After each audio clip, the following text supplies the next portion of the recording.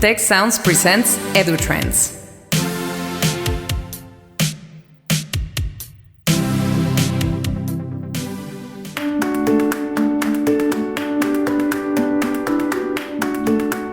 Welcome to the EduTrends podcast and webcast brought to you by the Institute for the Future of Education of Tecnológico de Monterrey. I am José Pepe Escamilla, Associate Director of the Institute for the Future of Education. Today's episode guest is Mercedes Mateo, Education Division Chief at the Inter-American Development Bank. It's a pleasure to have you here, Mercedes. Thank you so much for having me here. The opposite is I'm happy to have you from Spain and in Mexico, so we are in different continents right now. Absolutely. On your holidays.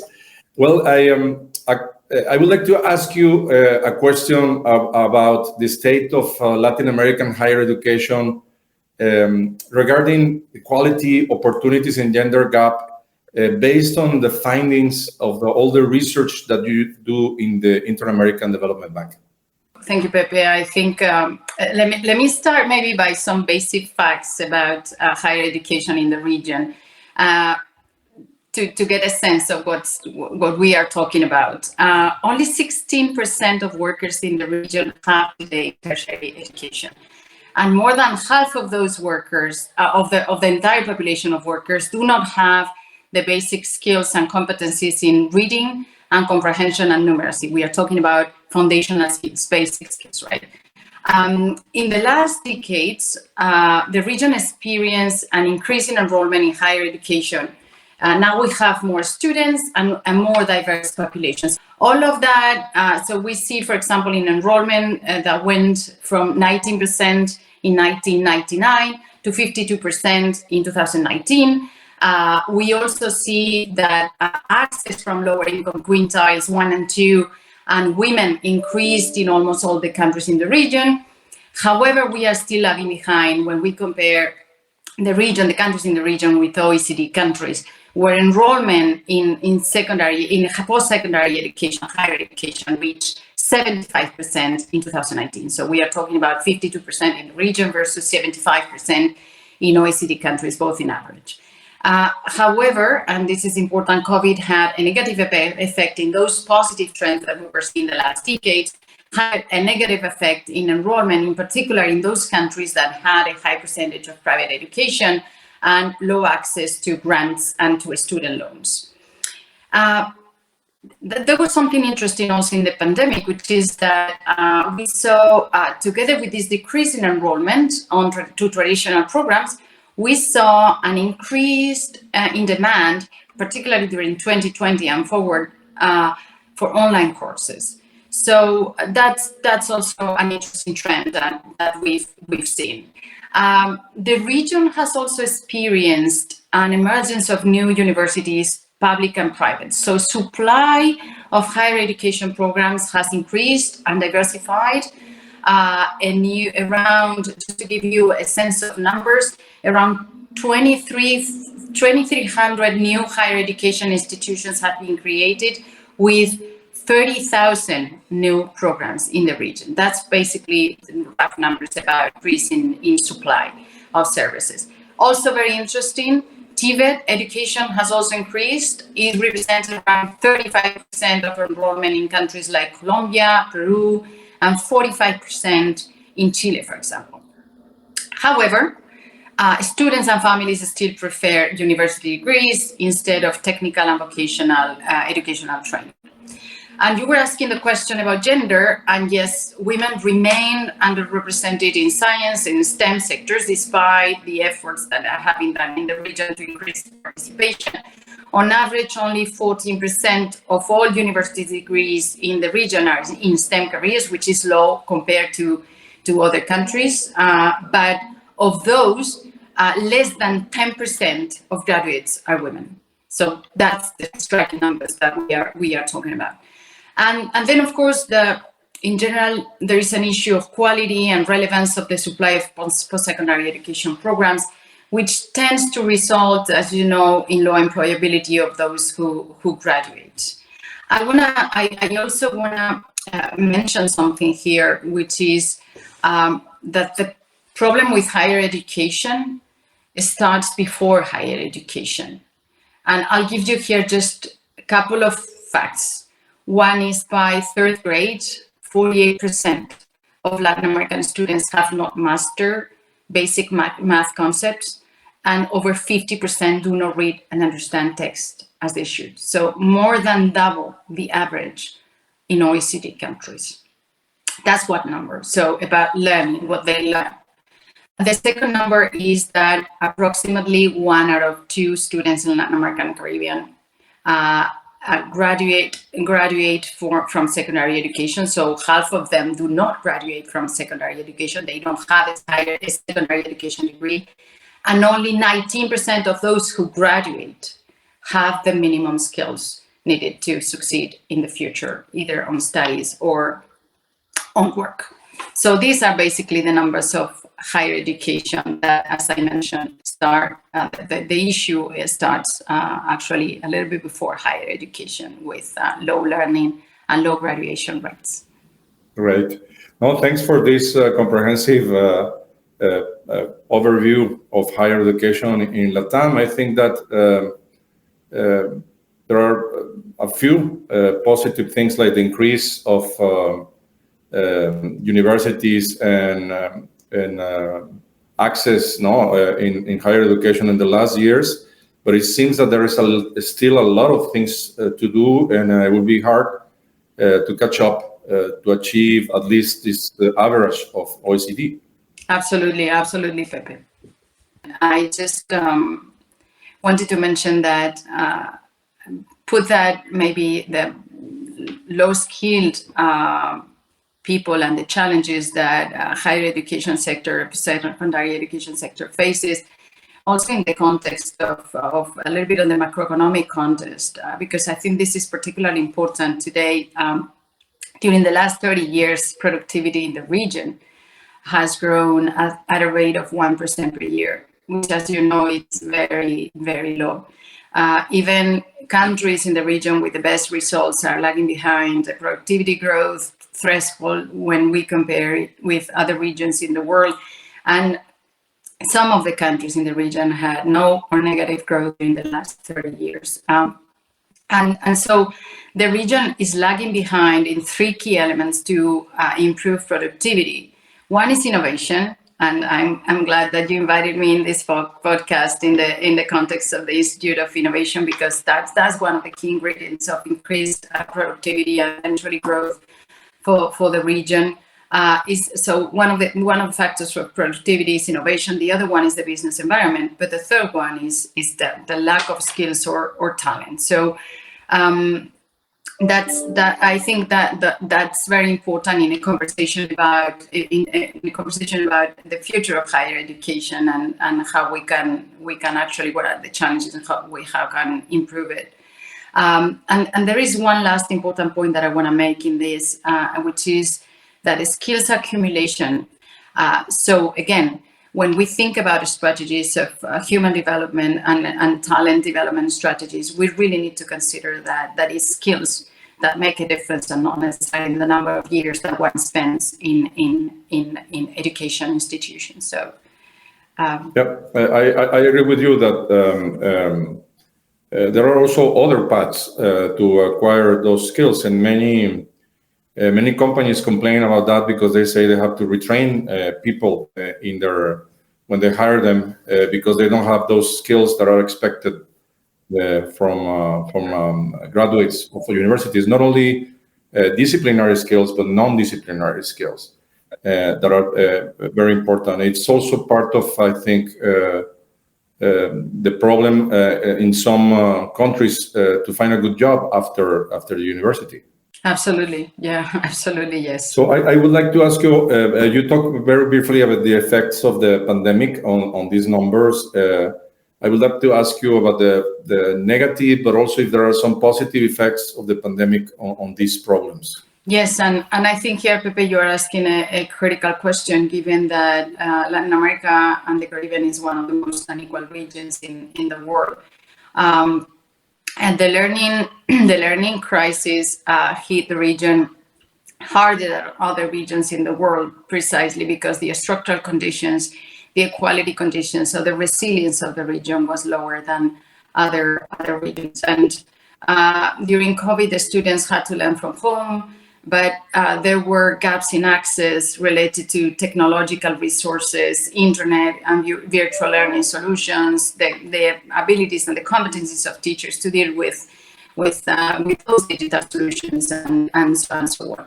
So in the region, 168 million young people got disconnected. They missed on average 237 days of school to the pandemic by the end of 2021. So the longest worldwide. That was the magnitude of the impact of the pandemic and the disconnect that happened for those students during that period. Evidence, just to give you some overview of what happened during those 2 years, now a little bit more than that.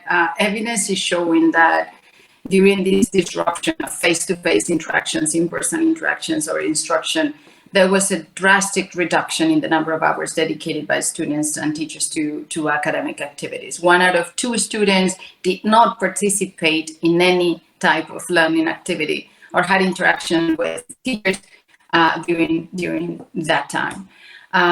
Also, given the digital divide, most of the countries of the region could not provide quality online instruction, particularly to those students that were in more vulnerable context, more vulnerable situation. For example, 78% of students under the age of 17 who are in public schools do not have access to the internet, and only 19% had a computer at home. Public schools and rural areas, synchronous interactions between teachers and students were less frequent, also given the low access to virtual education platforms. Women now, what happened with young women? There are several factors that led to somehow an exclusion from the educational system, because there were pressure to get more involved in domestic chores. So the number of hours that girls aged 15 to 17 that they spend on domestic activities, cleaning, cooking, taking care of younger children, the elderly, increased by 18% during the lockdown, and that compares to only a 2% increase in their young male counterparts. So as we see, the impacts have different dimensions. They hit differently different sectors of the population. And also another important factor that affected education of the youngest in households was the lack of employment, loss of employment of the head of household, because students had to start working to provide some income for the household. Also, what I was talking about, I was mentioning about women taking more responsibilities at home.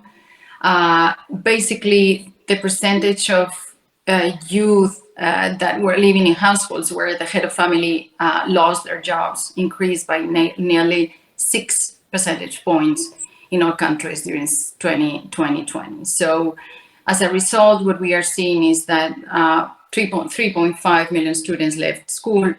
The lower number of hours that the students were engaged in academic activities is gonna lead to dropout for students age between 12 and 17, and an increase of this dropout. We estimate that the increase in dropout will be of around 13% for this population. So these are some of the numbers that we've seen, and we estimate altogether that given the learning losses, accumulated learning losses for this generation, that they could be losing in annual earnings between $15,000 and $30,000 during their lifetimes during the pandemic, which could eventually translate into an important impact in the Latin American and Caribbean economy, equivalent to as much as 17% of GDP. So yeah, it had very negative effects. However, and you asked about the positive, and I want to finish with that note. The pandemic had a disruptive effect in education that I think we should see as an opportunity, right? It has changed the way we understand learning. It has opened up our minds for new possibilities. Now I think we are more prepared to learn from anywhere at any time, thanks to the combination of synchronous, asynchronous, and learning activities, and also thanks to technology and online platforms. So I think it's a great, in that sense, it's an opportunity that we haven't had for decades, and EdTech is in that context very promising. Thank you for your answer. So as I was hearing you, I was thinking that what would be what we have to do to avoid these things to happen once again in the future. How can we become more resilient? The educational sector in general, and the higher education sector in particular. And if we have learned the lesson and we are doing that kind of actions in the different countries in the region.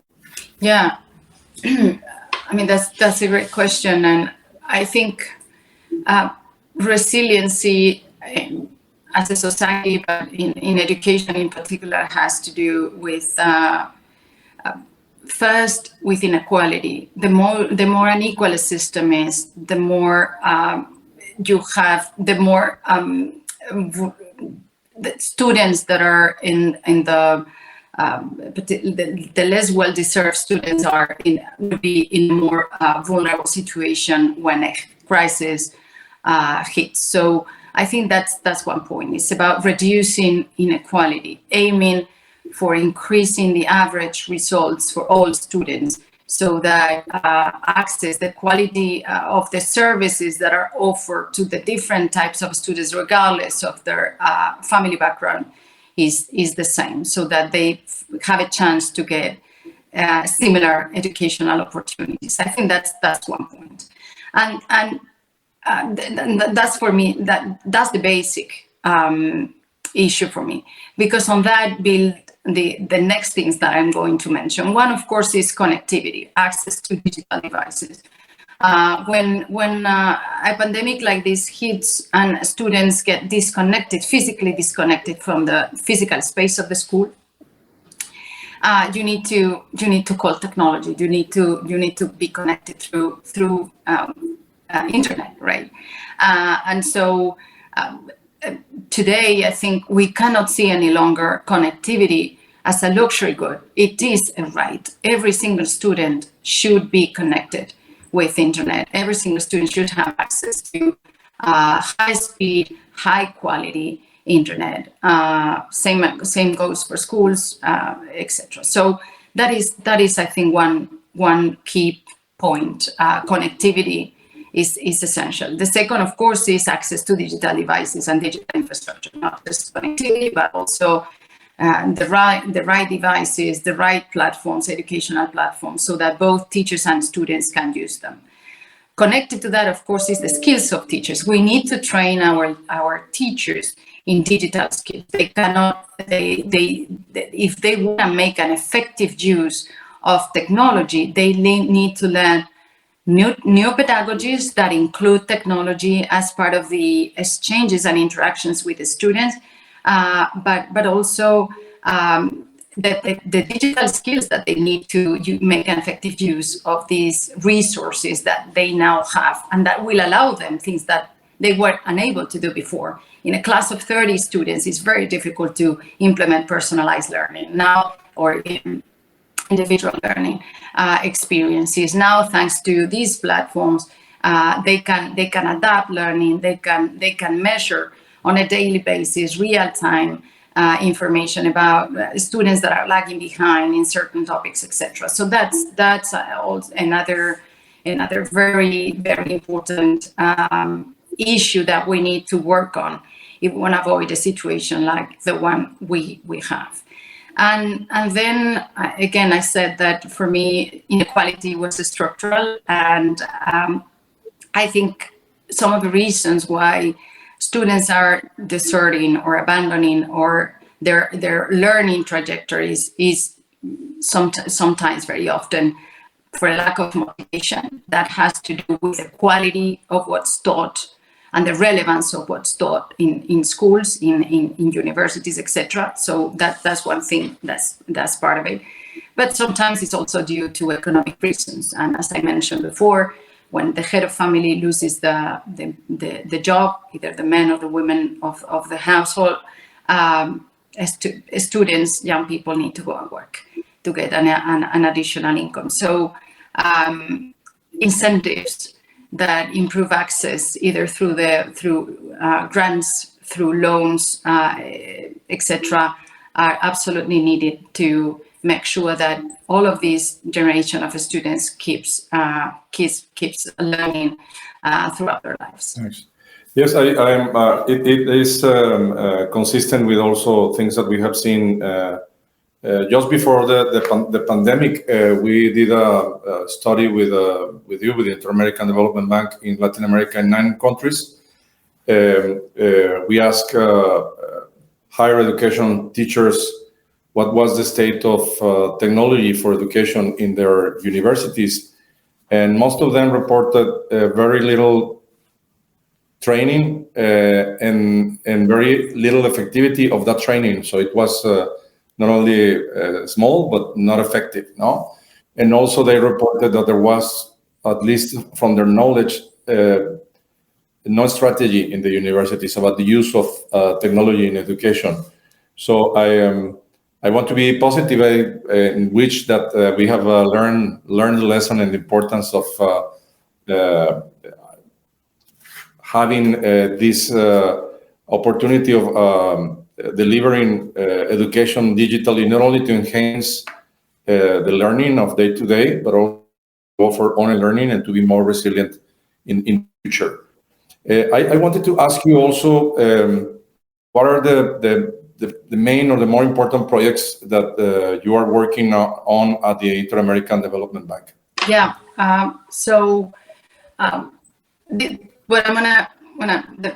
The examples I'm gonna share are very much connected to the points that I mentioned when you asked me the question about, where are the opportunities? How can we make the systems more resilient?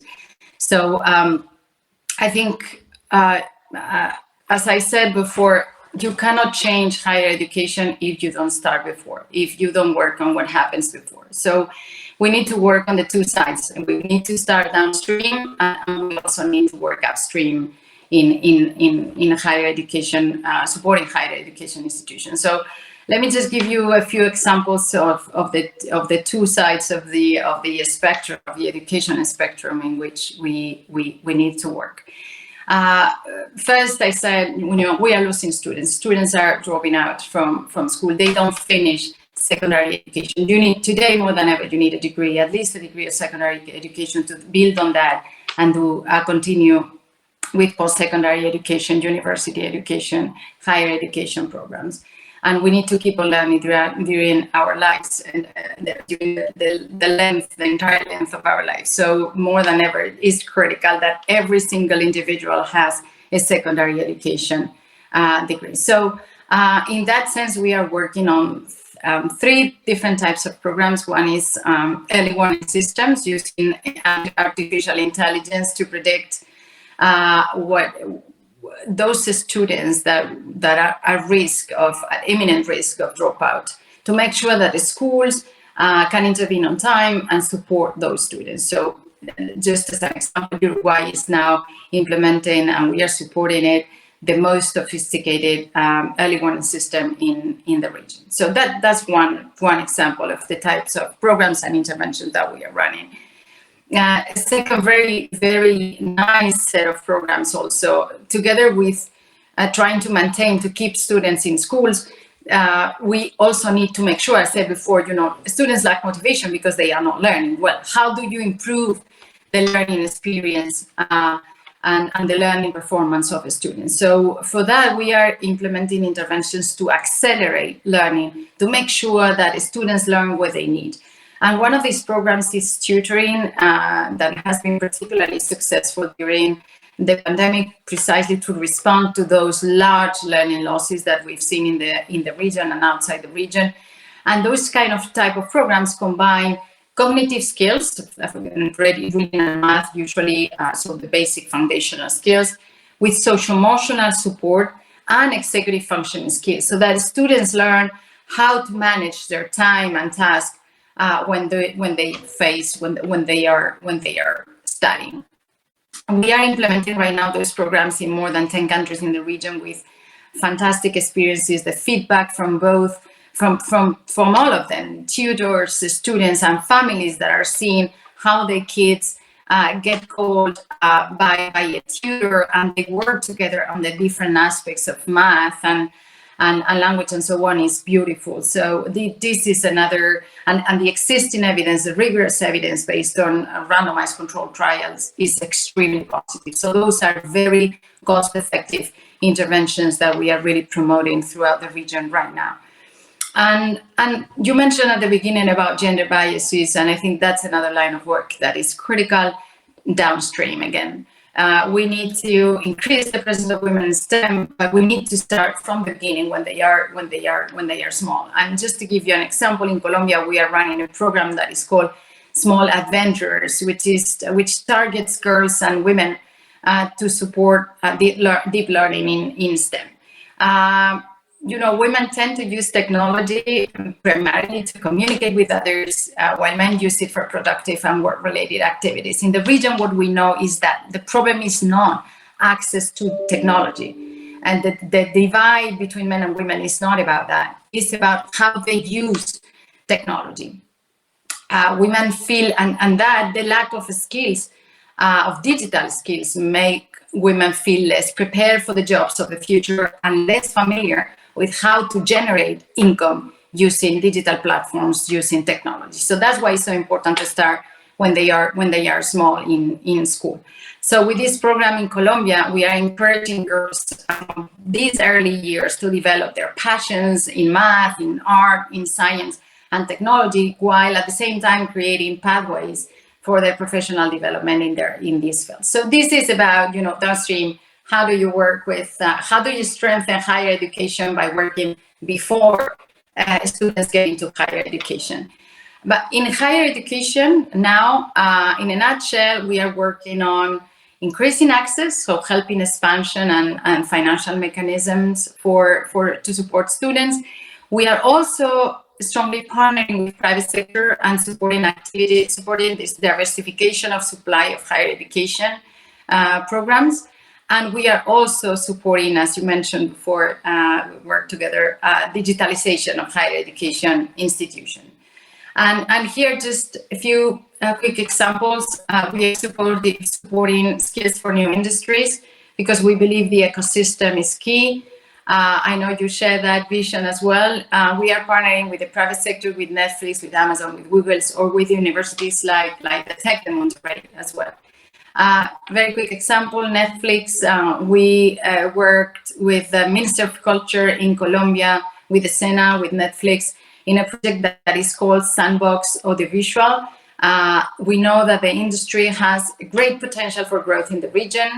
Mexico, by the way, is one of those countries in which the audiovisual sector is booming.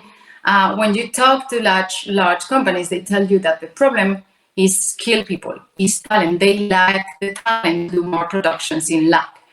So with this alliance, with this partnership, this Sandbox Audiovisual, we will train 1,500 low-income youth in skills related to the audiovisual sector. And the best of them will have the opportunity to participate and get training on real productions that Netflix is currently doing in Colombia. So they will have access to high-end teams and equipment and live the experience of a production set. That's the kind of things that we are doing. In Peru, for example, we are working with the Minister of Education to support the expansion and digitalization of public universities and technical and vocational education services. But we are also supporting Belize, Costa Rica, Colombia, Mexico, in a combination of strengthening and supporting digital transformation of traditional institutions, universities and Tibet institutions, but also offering different programs in combination with the private sector.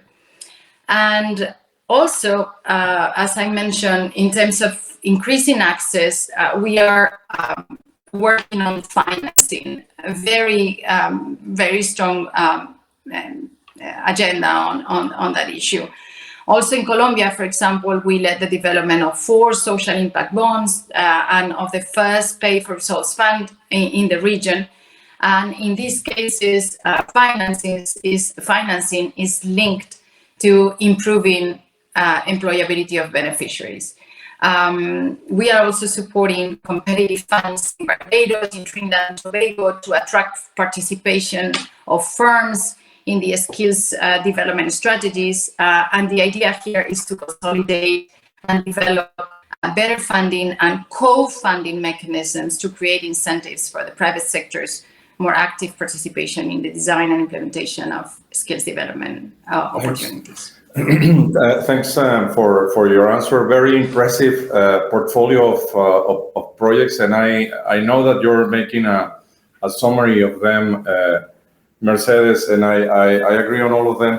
I wanted to add also that upstream there's something that we are working in the Institute for the Future of Education around also a predictive algorithm for desertion. So we know that dropout of students. We know that many students in higher education drop out. So we launched an open research program using data from Tec de Monterrey. So we open around 10 years of data of our students.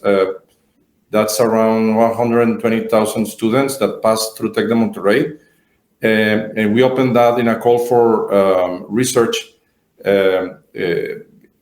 We hired around 12 teams that were wanting to access this data openly.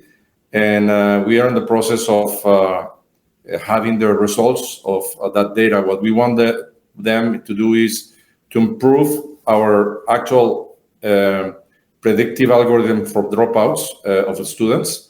And everything will be openly shared, all the articles and the algorithms for the benefit of everyone.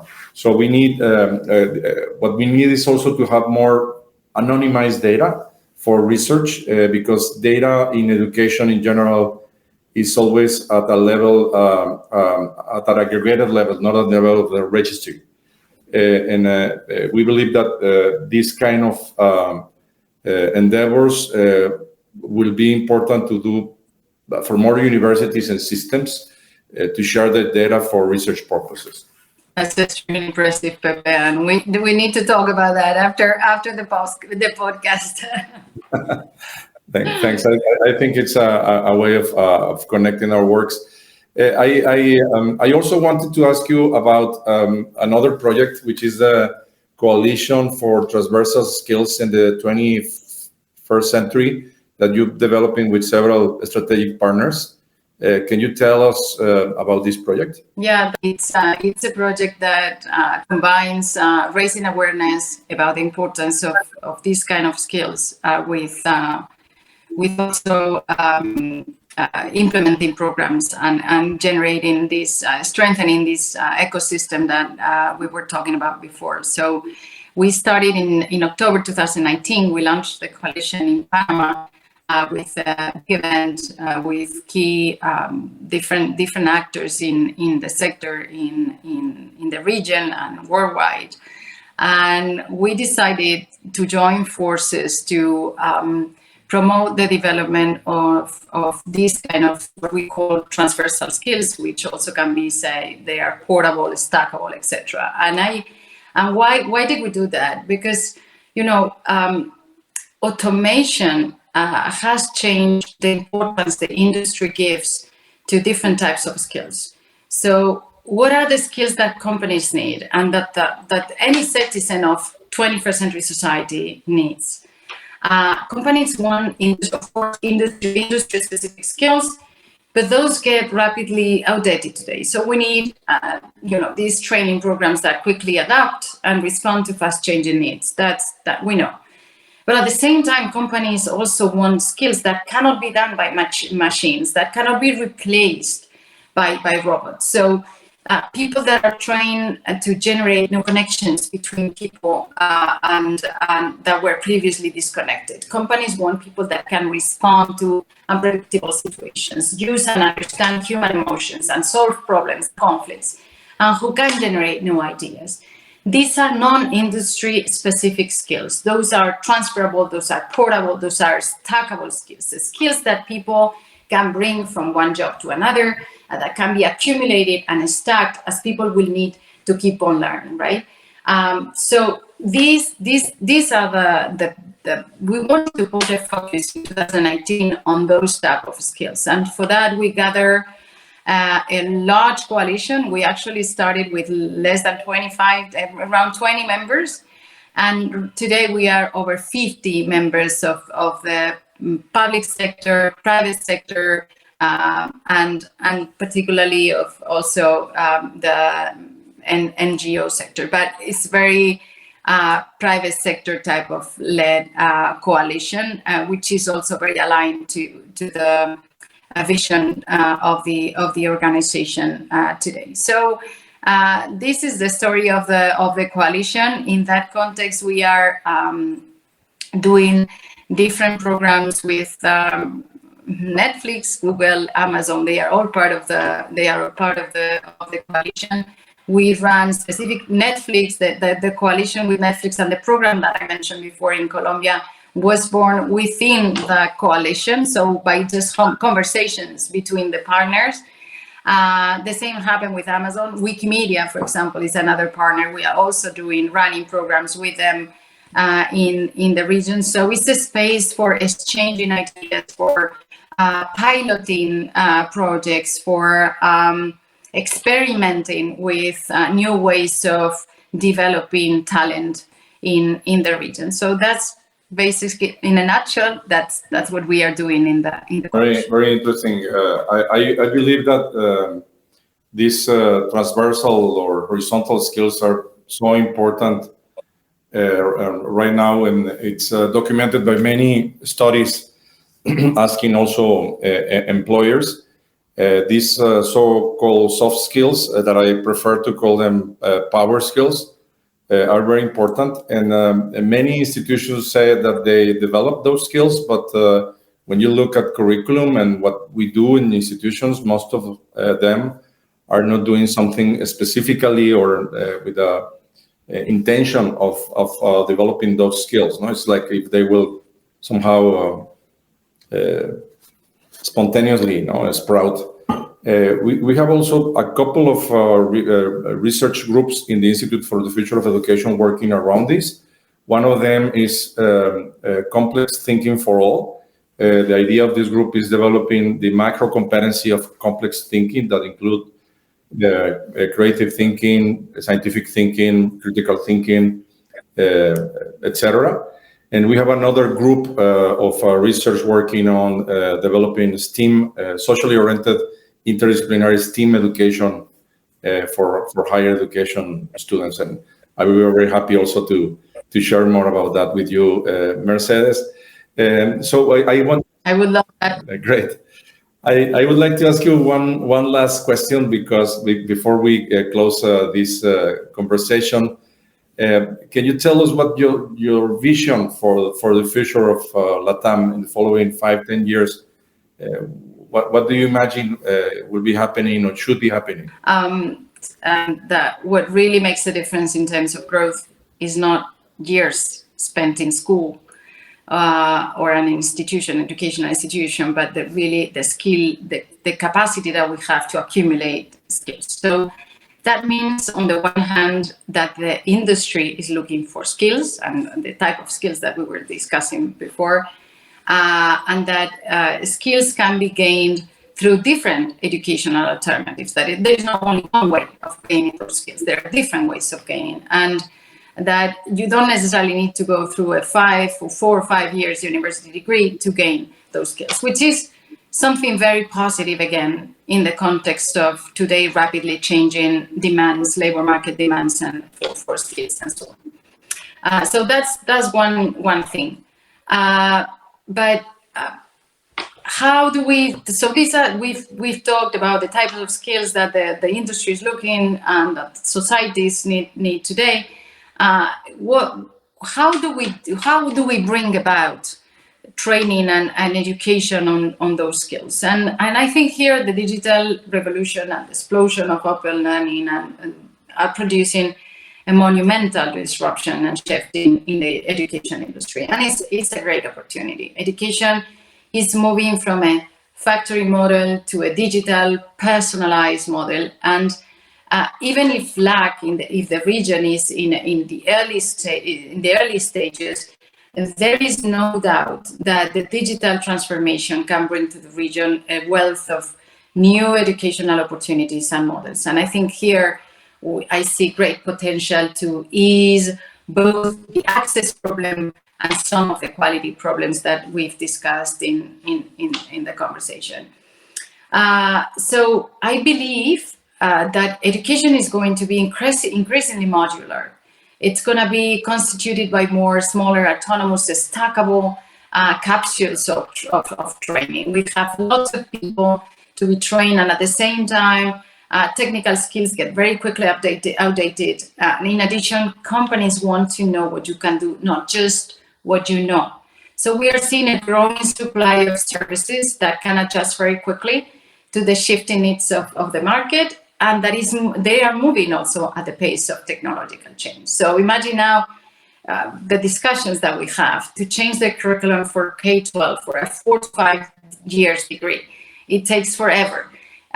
This is a gigantic task. Creating or adapting the content of a few months long program or module to the needs of the industry is much easier. So I see that evolution towards something more modular, more flexible, more stackable, etc. The other thing that I think that it's a very interesting development is that when you look at the data, for many today, the difference between a bad or low income job and a better, good middle to high income job could be just a matter of more digital skills. And this is something that we hadn't seen before.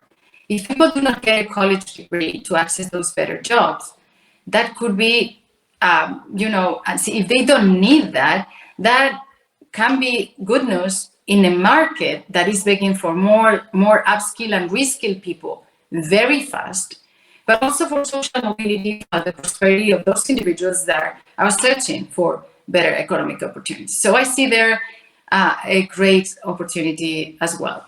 The other thing is, okay, who pays for this?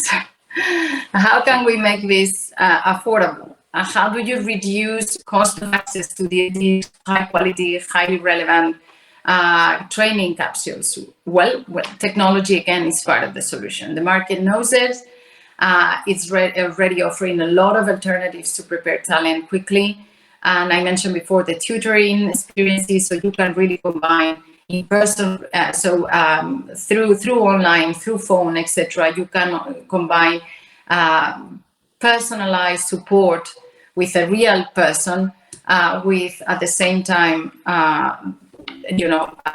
learning platforms where you can actually follow your own learning experience. So yeah, that's how I see the future. You might ask now, Pepe, well, do you think that universities will still be relevant?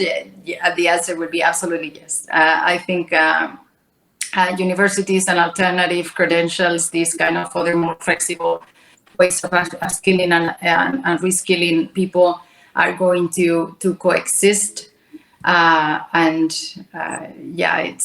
actually see I tend to be optimistic. So I see that very promising developments in what's happening right now in the region, and I hope we really take this opportunity to make the big leapfrog that we need.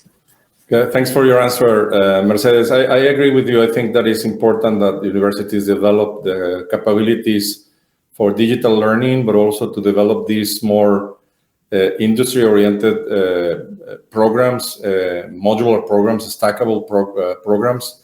I think universities can do a great job there, and it will be important to develop these capacities in universities and also to develop the incentives or the public policies necessary to make them bloom, no? And that will be a way of reducing the cost and access of education, no? So having more people having these programs will get them better jobs and increase social mobility. I want to finish this conversation right now with you, Mercedes, giving you a big thank you for your time and for sharing with us your views on education in LATAM and your work in the Inter-American Development Bank. It's breathtaking when we see the big portfolio of projects that you have. I wish I can invite you in the future to see how things are going and what's the new things that you are doing in the bank. I'm sure also that this talk will be enjoyable by our audience of the EduTrends podcast of the Institute for the Future of Education. Thank you very much.